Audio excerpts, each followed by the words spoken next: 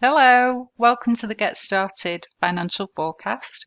This is a spreadsheet that we use to work out what might happen with your business money-wise over the first 12 months.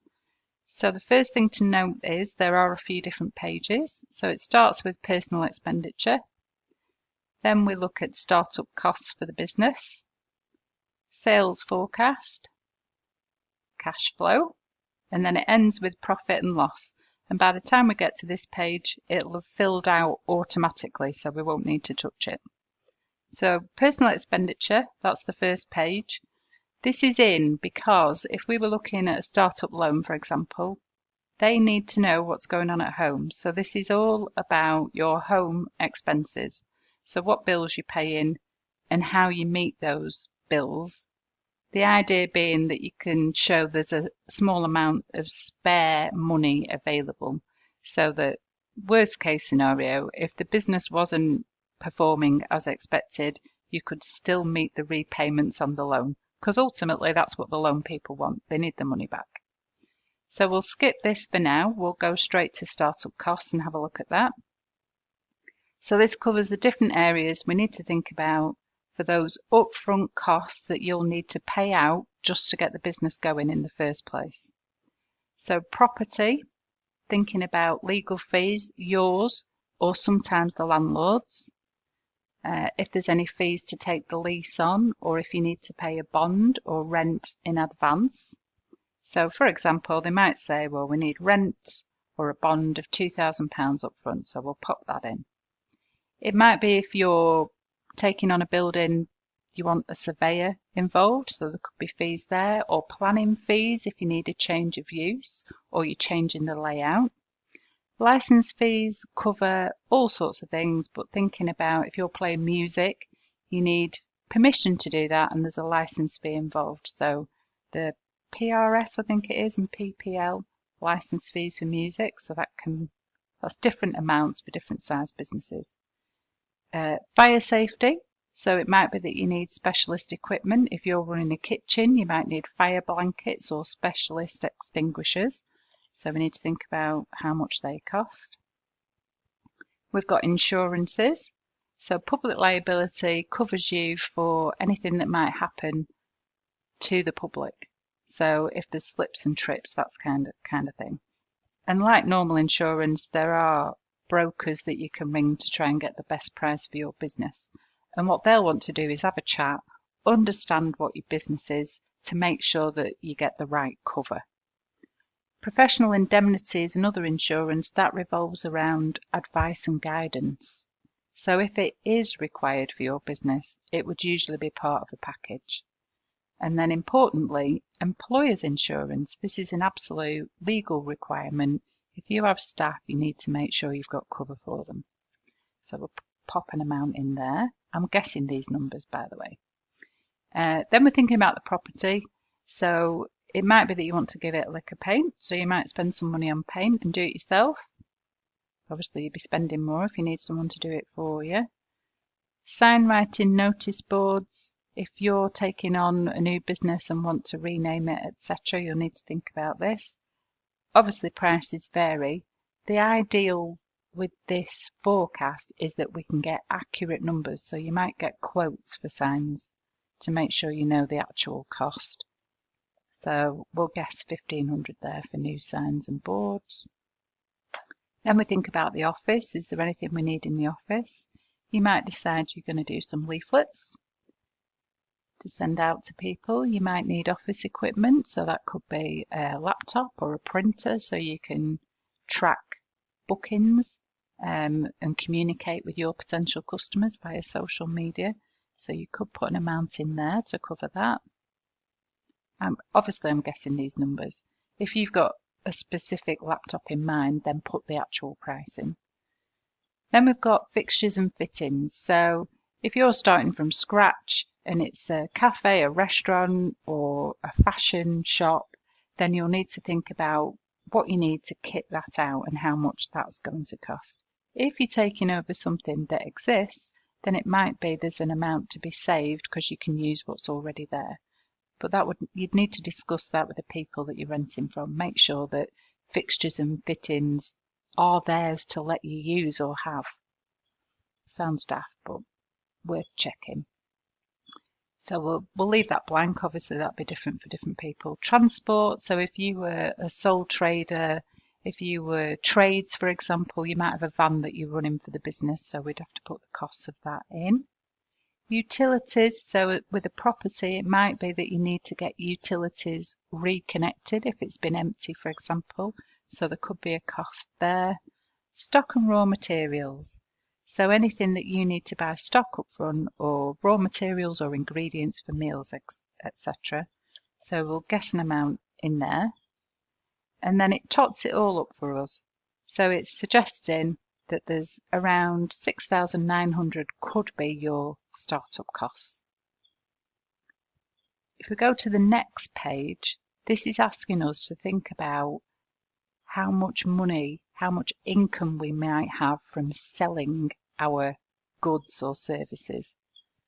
So for a restaurant, for example, it might be that we'd look at our menu, think about the cheapest meal, the most expensive meal, and think about the cost of ingredients for that, and think about what we would charge the customer. So it could be that you could end up with an average spend per customer. There's different ways to do it. The more accurate we can make it, the better. So if we said the average spend per customer is going to be £25, so we put the 25 in there, we copy that box across for the whole year. So you've got the whole set of months in there. We can adjust this if we need to match when you're going to start. So if we said we were going to start in September, for example, we could move that across and the months will follow on automatically. So you've got a whole 12 months. So we've put in our average spend, we think that's about £25, and then we've got unit variable costs. So that's the cost to you to make it happen. So as a restaurant, that's the cost of the ingredients of the meal. If it's a fashion shop, it's what the stock costs you to buy in the first place. So for a restaurant, we're saying £25 is the average spend, but we think that £5 of that is the cost of making the meal. Just the ingredients. The running costs come on the next page. So we've got average spend and we've got the cost. Then we need to guesstimate how many of those average spends you're going to get. So how many customers are you going to get? So as a restaurant, you might think about covers. So for example, you might have 40 covers under normal circumstances. With social distancing, that could be reduced to 20 covers. And if we know that the busiest time is the weekend, so we could class that as Friday and Saturday, and we think we'll get at least a full 20 covers, possibly if we get people in and out quick, we could move that to 30. So if we said 30 on a Friday, 30 on a Saturday, so that's 60 over a weekend. And then over a full month, if it's a 4-week month, that would be 60, 120, 240 for the month. And then possibly thinking about days of the week open and people coming and going during the week, we could say round that up to 300 for the month. And then if we copy that 300 across the year, to make it more accurate, we can think about times of the year that might be busier, so Valentine's or Christmas, and then the times of the year that are going to be quieter, and we can adjust the number of customers or number of units accordingly to make it as accurate as possible. This is just us thinking about food, so we've not put in here anything to do with drinks or accessories if you were a fashion shop. So this page is telling us there is potential to bring in an income of £90,000. To make that, you're going to have to spend £18,000 on the ingredients. Okay. Next page is cash flow. It gives us back that same information but splits it out so we can see it in a different way. So income's along the top, we don't have to do anything with that. Expenditure is underneath, so it's showing you expenditure per month. And then the next section covers the ongoing costs that we've not had chance to put in yet. So if you're going to have staff, we need to think about how much those staff are going to cost per month. Don't forget to include the on costs of staff. So staff get a wage, and from that wage you pay tax and insurance yourself, but as an employer, if they're full-time staff, you also pay additional tax and national insurance on top of their wage. So we can chat about that if you need to think about that. So if we guess, completely guess, £2,000 a month that you need staff, I'm thinking you might just have people working with you at the weekends. I don't know. I am guessing. Rent and rates for the building. So if business rates are due, we need to think about that. Rent that you're going to be paying monthly. Can't remember what you said. Let's say it's £2,000 a month. Let me just copy that across because there's a little gap for some reason. Then we've got gas and electric. I remember you saying about 800, but I can't remember if that was a month, but I'll put it in as a month. Fixtures and fittings, safety equipment, it might be that you've got ongoing maintenance fees to pay. Office, we put laptop in, possibly a printer, so it might be that you'd add a small amount each month to cover ink, paper, that kind of thing.